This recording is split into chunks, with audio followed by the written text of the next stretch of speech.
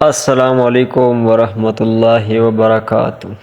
کلیجہ چیر کے رکھ دیا اس تحریر نے، ایک بار ضرور پڑھنے کی کوشش کریں۔ جب موت آئے گی تو یقین جانیں کہ کچھ بھی کام نہ آئے گا۔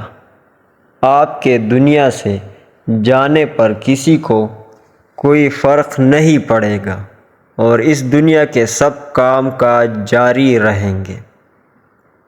آپ کی ذمہ داریاں کوئی اور لے لے گا۔ آپ کا مال وارثوں کی طرف چلا جائے گا اور آپ کو اس مال کا حساب دینا ہوگا۔ موت کے وقت سب سے پہلی چیز جو آپ سے چلی جائے گی وہ نام ہوگا۔ لوگ کہیں گے کہ ڈیڈ باڈی کہاں ہے؟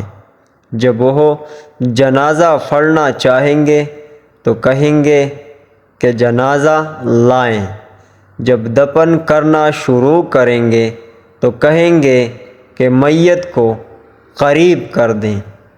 آپ کا نام ہرگز نہ لیا جائے گا۔ مال، حسب و نسب، منصب اور اولاد کے دھوکے میں نہ آئیں۔ یہ دنیا کس قدر زیادہ حقیر ہے اور جس کی طرف ہم جا رہے ہیں وہ کس قدر عظیم ہے۔ آپ پر غم کرنے والوں کی 3 اقسام ہوگی۔ نمبر 1، جو لوگ آپ کو سرسری طور پر جانتے ہیں وہ کہیں گے ہائے مسکین، اللہ اس پر رحم کرے۔ نمبر 2، آپ کے دوست چند گھڑیاں یا چند دن غم کریں گے، پھر وہ اپنی باتوں اور ہنسی مذاق کی طرف لوٹ جائیں گے۔ نمبر 3، آپ کے گھر کے افراد کا غم گہرا ہوگا۔ وہ کچھ ہفتے، کچھ مہینے یا 1 سال تک غم کریں گے اور اس کے بعد وہ آپ کو یادداشتوں کی ٹوکری میں ڈال دیں گے۔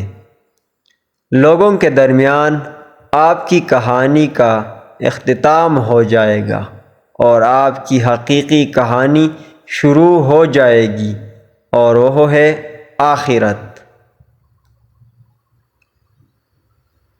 آپ سے زائل ہو جائے گا آپ کا نمبر 1 حسن، نمبر 2 مال، نمبر 3 صحت، نمبر 4 اولاد، نمبر 5 آپ اپنے مکانوں اور محلات سے دور ہو جائیں گے، نمبر 6 شوہر بیوی سے اور بیوی شوہر سے جدا ہو جائے گی۔ آپ کے ساتھ صرف آپ کا عمل باقی رہ جائے گا۔ یہاں یہ سوال پیدا ہوتا ہے کہ آپ نے اپنی قبر اور آخرت کے لیے ابھی سے کیا تیاری کی ہے؟ یہ وہ حقیقت ہے جو غور و فکر کی محتاج ہے، اس لیے آپ اس کی طرف توجہ کریں۔